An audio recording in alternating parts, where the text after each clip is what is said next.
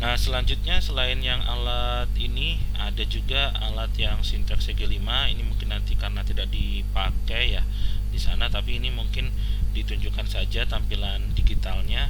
Jadi semuanya setupnya lebih digital dan membantu untuk proses levelingnya secara digital. Nah, bacaannya ini nantilah yang dicatat, baik itu jam, baik itu bacaan grafitinya yang akan diproses, dan data-data yang lain.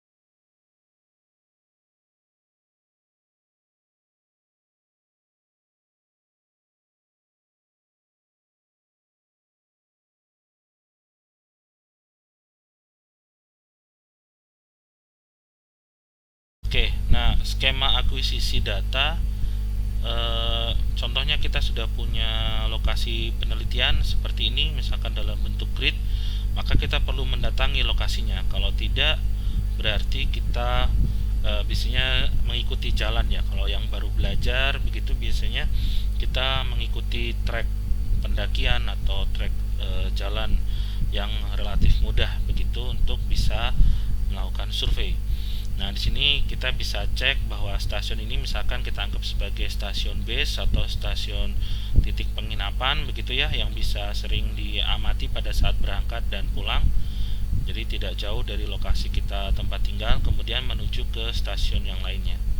Kemudian kembali lagi ke stasiun base karena pembacaannya harus menggunakan loop tertutup.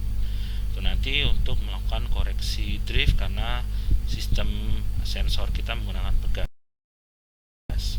Hari kedua biasanya seperti ini. Nah, makanya tadi di latihan soal kita buat ada beberapa loop ya.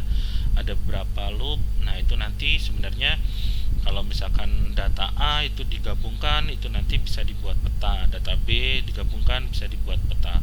Nah, coba nanti Anda belajar mengolah untuk masing-masing tabel tersebut. Nah, kemudian kalau nanti sudah selesai, Anda bisa gabungkan dengan hasil yang dilakukan oleh teman, atau Anda bisa melakukan sendiri untuk membuat peta gravitasinya. Oke, ini ilustrasi untuk loop 1, loop kedua begitu. Nah, ini mungkin saya skip saja. Nah, kita melakukan observasi ini contoh yang dari mahasiswa yang ada di Bandung waktu penelitian nih, kebetulan yang bersedia ikut survei malah mahasiswa perempuan nih. Jadi kita ajak survei ke lapangan. Nah, mahasiswanya juga kuat-kuat gitu ya, mampu untuk di lapangan. Nah, di sini biasanya contohnya misalkan ilustrasi stasiun satu, kemudian pindah ke stasiun berikutnya. Ini di titik-titik itu diobservasi. Nah, tujuannya nanti kita akan berusaha mempelajari keadaan di bawah permukaan ya, kondisi di bawah permukaan, parameter fisiknya berupa densitas, atau nanti kita akan mendapatkan distribusi kontras densitas di bawah permukaan. Nah, itu untuk sekilas tentang survei yang akan kita gunakan dengan metode gravity. Nah, sebenarnya yang menjadi concern saya adalah tentang pengolahan data ketinggian ya, elevasi dengan altimeter. Di sini contohnya ada data elevasi altimeter. Nanti kalau Anda memerlukan, mungkin nanti kita coba proses ya, atau kita coba memproses data altimeternya. Tapi kalau misalkan sudah lancar ya, mungkin nanti Anda kita bisa lewat. Nah, ini contohnya kalau data altimeter tuh ada pengamatan yang ada di base, pengamatan yang ada di base pada interval misalkan tiap 5 menit atau 10 menit. Misalkan setiap, ini contohnya lokasi di base-nya misalkan pada suatu titik tertentu, koordinat tertentu. dibaca nih jam 7 sampai sekitar jam 2 atau dari awal survei sampai akhir survei. Di sini ada bacaannya misalkan 133, pada titik yang sama alatnya nggak dirubah, bergerak, tidak bergerak begitu ya, tetap saja.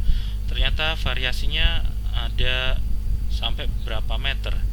Jadi altimeternya membaca 133, kemudian 10 menit berikutnya turun menjadi 131, berikutnya 10 menit berikutnya naik 1 meter, dan seterusnya. Ini dari bacaannya. Kemudian sampai jam 14 itu 158. Kalau diselisihkan ini ada sekitar 20 meter. Padahal posisi pengamatannya itu adalah tetap, misalkan di gambar ini ya, misalkan di sini lah.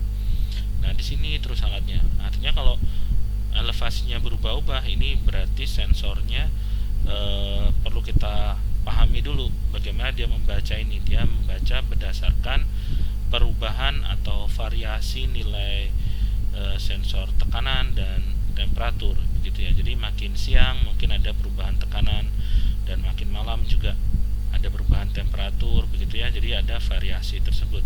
Nah, variasi ini perlu kita koreksi begitu ya.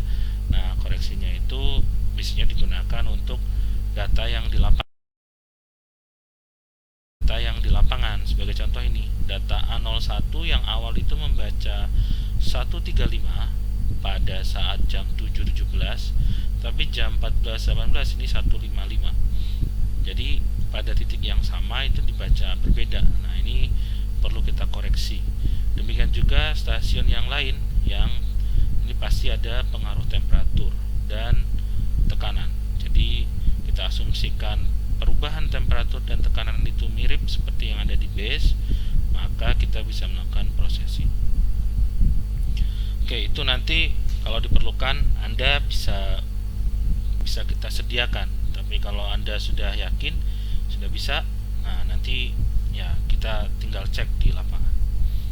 Nah, berikutnya ini kalau datanya itu Anda misalkan punya GPS RTK seperti ini ya, real time kinematic ini. Jadi Anda bisa dapatkan data yang lebih presisi, karena di sini nanti akan ada observasi yang elevasinya itu memiliki ketelitian sampai sentimeter atau milimeter. Nah, ini tentu saja memerlukan waktu.